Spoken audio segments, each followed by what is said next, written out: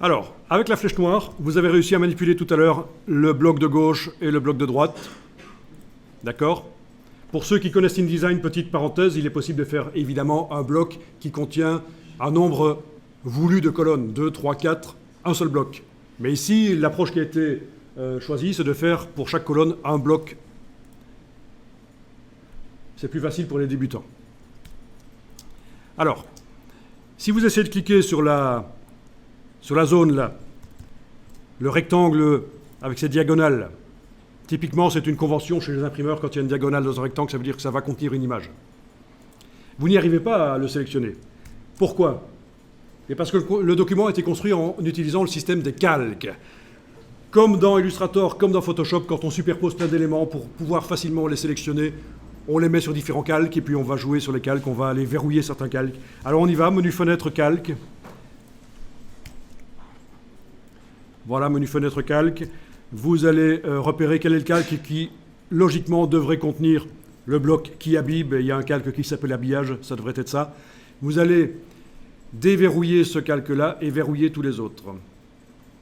Donc, on peut déverrouiller dans une palette des calques dans les logiciels Adobe en faisant un cliquer-glisser ou verrouiller. Vous voyez? Un cliquer-glisser dans la colonne des verrous. On peut aussi faire Alt-clic sur les verrous une fois, deux fois, autant de fois que nécessaire, jusqu'à ce que ce calque-là ne soit pas verrouillé et tous les autres le sont. Très intéressant. Ça marche comme ça dans Illustrator et Photoshop aussi. Vous voulez travailler sur un calque et verrouiller tous les autres. Alt-clic dans la colonne des verrous. Voilà, on doit être à ce stade-ci, donc où tout est verrouillé, sauf le calque habillage. Et là, normalement, quand vous essayez maintenant avec la flèche noire de cliquer sur les blocs de texte, ça ne marche plus, parce qu'ils sont sur le calque image et texte. Par contre, le bloc ici, ça ne marche toujours pas non plus. Super, pourquoi? Ah, parce qu'il vient du gabarit, peut-être. Oui, il venait du gabarit. Ah, ça c'est particulier. Voyons un peu ça. Voyons un peu dans la palette des pages. Dans la palette des pages. On est sur la page 18. Elle utilise un gabarit, c'est-à-dire un modèle de page, qui est le modèle de page G. Voyons sur le dessus de la palette page où est le modèle G. Il est là. Voilà.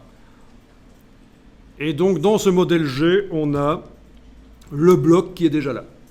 Donc c'est déjà une double page que je pourrais amener à différents endroits d'un document et mettre différents textes, images, mais avoir la même structure.